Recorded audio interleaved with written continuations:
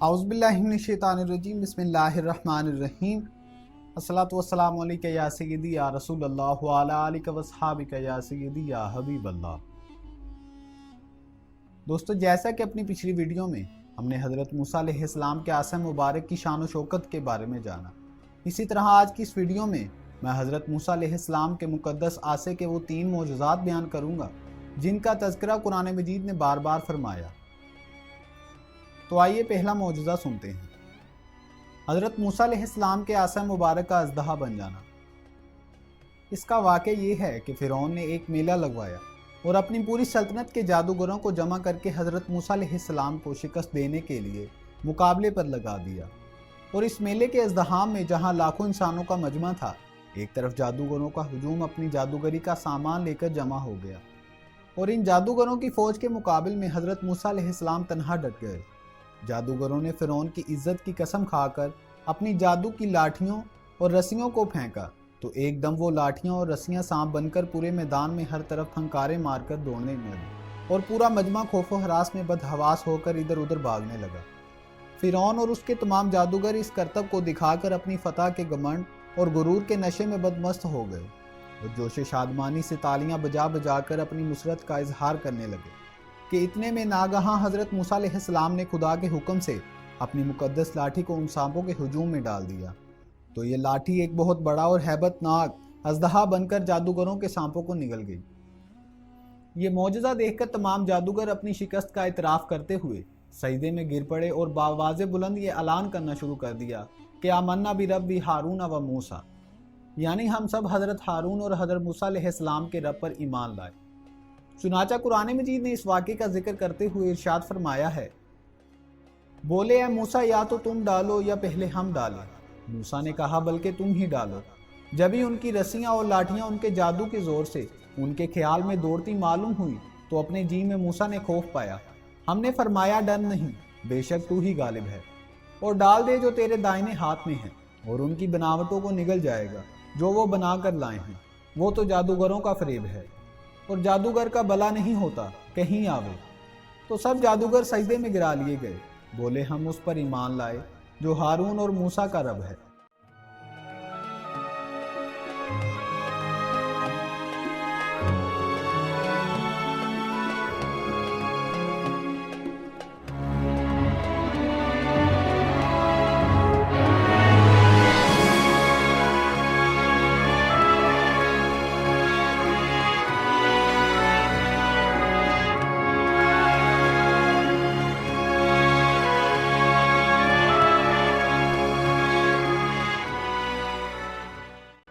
عصا مارنے سے چشمے جاری ہو گئے۔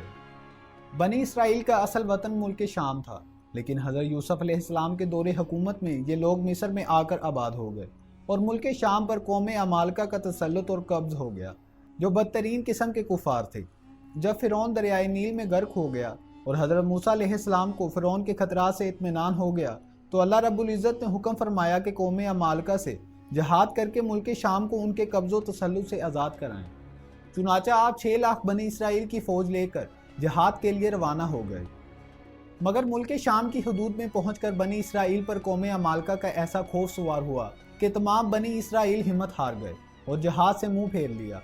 اس نافرمانی پر اللہ رب العزت نے بنی اسرائیل کو یہ سزا دی کہ یہ لوگ 40 برس تک میدان طیہ میں بھٹکتے اور گھومتے پھرے، اور اس میدان سے باہر نہ نکل سکے۔ حضرت موسیٰ علیہ السلام بھی ان لوگوں کے ساتھ میدان طیہ میں تشریف فرما تھے۔ جب بنی اسرائیل اس بے آب و گیا میدان میں بھوک و پیاس کی شدت سے بے قرار ہو گئے، تو اللہ رب العزت نے حضرت موسیٰ علیہ السلام کی دعا سے ان لوگوں کے کھانے کے لیے من و سلوہ آسمان سے اتارا۔ من شہد کی طرح ایک قسم کا حلوہ تھا، اور سلوہ بنی ہوئی بٹیریں تھیں۔ کھانے کے بعد جب یہ لوگ پیاس سے بےتاب ہونے لگے اور پانی مانگنے لگے، تو حضرت موسیٰ علیہ السلام نے پتھر پر اپنا عصا مار دیا، تو اس پتھر میں 12 چشمے پھوٹ کر بہنے لگے، اور بنی اسرائیل کے 12 خاندان اپنے اپنے ایک چشمے سے پانی لے کر خود بھی پینے لگے اور اپنے جانوروں کو بھی پلانے لگے، اور پورے 40 برس تک یہ سلسلہ جاری رہا۔ یہ حضرت موسیٰ علیہ السلام کا معجزہ تھا جو عصا اور پتھر کے ذریعے ظہور میں آیا۔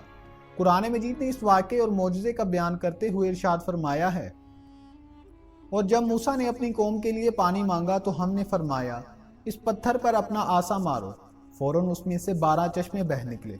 ہر گروہ نے اپنا گھاٹ پہچان لیا۔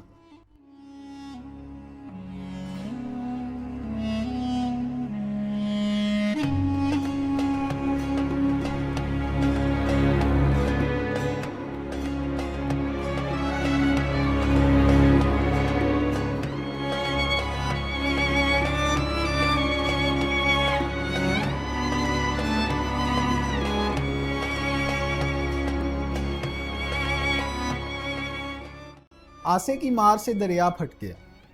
حضرت موسیٰ علیہ السلام ایک مدت دراز تک فرعون کو ہدایت فرماتے رہے اور آیات و معجزات دکھاتے رہے، مگر اس نے حق قبول نہ کیا، بلکہ اور زیادہ اس کی شرارت اور سرکشی بڑھتی رہی۔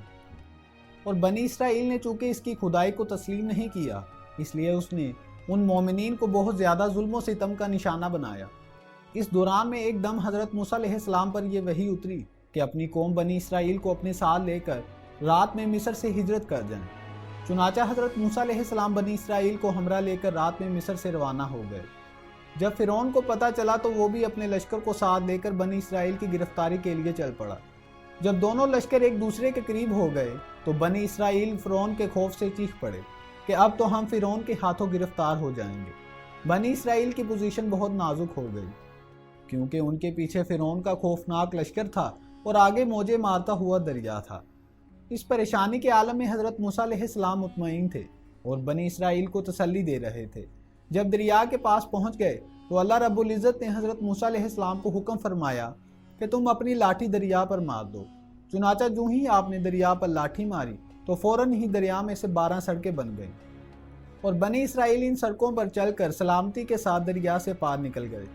فرعون جب دریا کے قریب پہنچا، اس نے دریا کی سڑکوں کو دیکھا تو وہ بھی اپنے لشکر کے ساتھ ان سڑکوں پر چل پڑا، مگر جب فرعون اور اس کا لشکر دریا کے بیچ میں پہنچا تو اچانک دریا موجیں مارنے لگا اور سب سڑکیں ختم ہو گئیں اور فرعون اپنے لشکر سمیت دریا میں غرق ہو گیا۔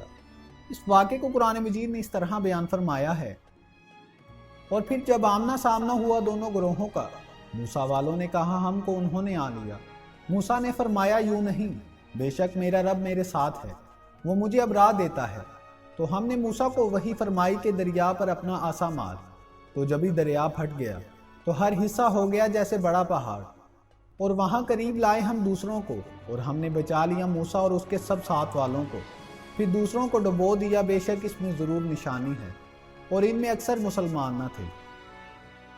تو دوستو، یہ تھے حضرت موسیٰ علیہ السلام کی مقدس لاٹھی کے ذریعے ظاہر ہونے والے وہ تینوں عظیم الشان معجزات، جن کو قرآن کریم نے مختلف الفاظوں اور متعدد عنوانوں کے ساتھ بار بار بیان فرما کر لوگوں کے لیے عبرت و ہدایت کا سامان بنا دیا۔ واللہ تعالی عالم۔ امید ہے کہ آپ کو یہ ویڈیو پسند آئی ہوگی۔ اگر آپ کو یہ ہماری ویڈیو پسند آئے تو چینل کو سبسکرائب کریں اور ساتھ ہی بیل آئیکن کو بھی پریس کر دیں۔ شکریہ۔